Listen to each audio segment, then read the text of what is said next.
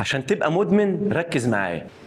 يا كوتش انا بروح الجيم وبروح يومين وبقعد وبدفع الاشتراك وما بروحش تاني، مش عارف استمر، مش عارف اروح الجيم.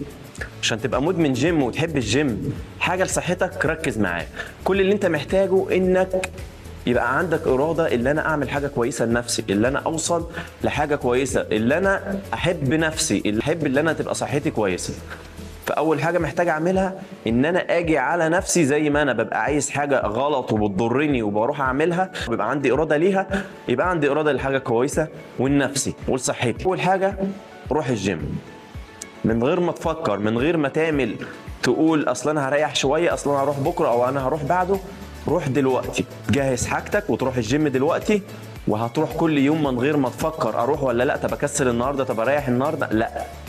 الساعه 6 مثلا في منبه انا عامله، اخد الشنطه وامشي. كل يوم الساعه 6 امشي من غير ما افكر، هروح اتمرن من غير ما افكر. ان شاء الله باذن الله ربنا هيكرمك وربنا يوفقك طالما انت بتعمل حاجه كويسه وحاجه لنفسك وحاجه فيها خير ليك. ان شاء الله لو بتعمل اي حاجه غلط او بتشرب سجاير او بتشرب اي حاجه ربنا يعافيك منها، لان انت عايز مصلحتك. طبعا اول ما هتتمرن هتحس ان انت تعبان في اول كام يوم، هتحس ان انت جسمك متكسر. لو بتشرب سجاير او بتشرب اي حاجه هتحس نفسك قصير او كده. طبعا انت بعد ما بتعدي اول شهر تاسيس بيبتدي جسمك ان شاء الله يبان عليه، اذا كنت انت تخين وعايز تخس، او انت رفيع وعايز تملأ، او جسمك مظبوط وعايز تظبط عضلات او كده. فجسمك هيبتدي يبان عليه ان شاء الله باذن الله. بعد اول شهر ملامح جسمك هتبتدي تبان، يعني ملامح جسمك هتبتدي تظهر قدام عينك بينك وبين نفسك في المرايه.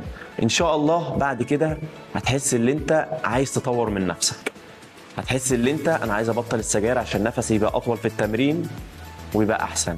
تحس ان انت عايز تاكل اكل صحي عشان تفيد نفسك وتبطل بقى اكل الشارع واكل الحاجات اللي ملهاش لازمه والحاجات اللي ممكن تضرني. هتحس ان انت مش عايز تبعد عن التمارين عشان دايما عايز الاحسن لنفسك. بعد ما تقعد شهرين و3 شهور و4 شهور و5 شهور باذن الله هتلاقي نفسك انا بحب الجيم ومش عايز ابعد عن الجيم، عشان عايز دايما ابقى كويس واحسن، ومش عايز انزل عن المستوى اللي انا تعبت عشان اوصل له. وهتلاقي نفسك حبيت الجيم، وصدقني مش هتبعد عنه، وهتبقى مدمن جيم زي اللي هو مدمن اي حاجه تانية وحشه.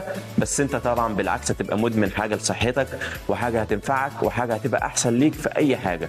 فيا ريت تعمل لنا اشتراك في القناه عشان تدعمنا ونعمل لك فيديوهات اكتر من كده، وقول لنا في التعليقات محتاج نتكلم عن ايه الفيديو الجاي.